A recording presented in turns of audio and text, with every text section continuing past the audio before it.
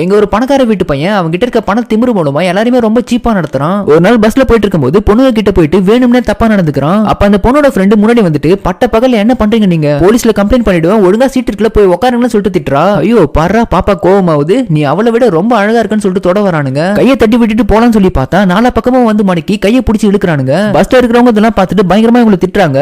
அப்ப இவன் செம டென்ஷன் ஆயிட்டு அந்த ரெண்டு பொண்ணுங்களும் எனக்கு வேணும், யாராச்சும் சத்தம் போட்டீங்க கண்ணாடி மாதிரி உங்களை சுக்குநூறா உடச்சிருவேன், எங்க அப்பா யாருன்னு தெரியுமா அப்படின்னு சொல்லி ஃபயர் எக்ஸ்டிங்விஷர் எடுத்து பஸ்ஸோட கண்ணாடி வேற உடச்சிடறான். இவனுங்க இதுக்கப்புறம் அடங்க மாட்டானுங்க அப்படின்னு சொல்லி டிரைவர் சடனா பிரேக் வச்சு ரைட்ல திருப்பினதும் எல்லாம் கீழே விழுந்துறாங்க. சடனா இப்ப அந்த ரெண்டு பொண்ணுங்களும் எழுந்து பஸ்ஸை விட்டு இறங்கி ஓட ஆரம்பிச்சிடறாங்க. அப்ப இந்த பொய்க்கு பசங்க அந்த பொண்ணுங்களை துரத்திட்டு போகாம இருக்கிறதுக்கு பஸ்ல இருக்கிறவங்க எல்லாம் அவங்களால முடிஞ்சதை ஏதோ பண்றாங்க. இந்த பொண்ணுங்க இங்க மறைஞ்சு உட்காந்து அவங்க அம்மாக்கு கால் பண்றாங்க. அவங்க ஏதோ இம்பார்ட்டன்ட் மீட்டிங்ல இருக்கிறதால காலை வேற கட் பண்ணிடுறாங்க. இப்ப இந்த பொண்ணுங்க இருக்கிற இடத்தை கண்டுபிடிச்ச பொறுக்கி பசங்க இந்த ரெண்டு பொண்ணுங்களை கடத்தி கொண்டு போயிட்டு சேர்ல உட்கார வச்சு கட்டி போட்டுறாங்க. ஒரே ஒரு கால் தான், நீ இருக்கிற இடம் தெரியாம பண்ணிடுவேன் அப்படின்னு சொல்லிட்டு இந்த பொண்ணு சொன்னது கேட்டு செம டென்ஷன் ஆயிட்டு அந்த பணக்கார வீட்டு பையன் போனை கையில கொடுத்துட்டு எங்க கால் பண்ணி பார்க்கலாம் அப்படின்னு சொல்லிட்டு முடிய பிடிக்கிறான் பாருங்க. அப்ப இந்த பொண்ணு கையில போட்டிருக்க பிரேஸ்லெட்டை பார்த்து இது வேற யாரோ போட்டிருந்தாங்களே, அப்பா இந்த மாதிரி ஆளுங்க கிட்ட வச்சு கூடாதுன்னு சொன்னாரேன்னு சொல்லிட்டு திங்க் பண்ணிட்டே இருக்கான். கால் பண்ணி நடந்த எல்லா விஷயத்தையும் இந்த பொண்ணு அவங்க அம்மா கிட்ட சொல்லிடுறா. அவங்களும் பதறிச்சிட்டு வந்து இவங்க பொண்ணு காப்பாத்துனது மட்டும் இல்லாம அவனை கோர்ட்ல நிப்பாட்டுறாங்க. ஏன்னா இவங்க ஒரு மிகப்பெரிய லாயரம், எந்த ஒரு கேஸ் இருந்தாலும் ஜெயிச்சிருவாங்களாம். சோ அதனால தான் பையன் மேல இருக்க கேஸ் எல்லாம் எடுக்கணும் அப்படின்னு சொல்லிட்டு தான் இவங்கள இந்த பையனோட அப்பா தான் ஹையர் பண்ணிருப்பாரு. ஆனா இவங்க பொண்ணுக்கே இப்படி பண்ணதால இவங்க சும்மா விடுவாங்களா? பிரேஸ்லெட் வேற பார்த்து ஷாக்கா இருப்பான்ல,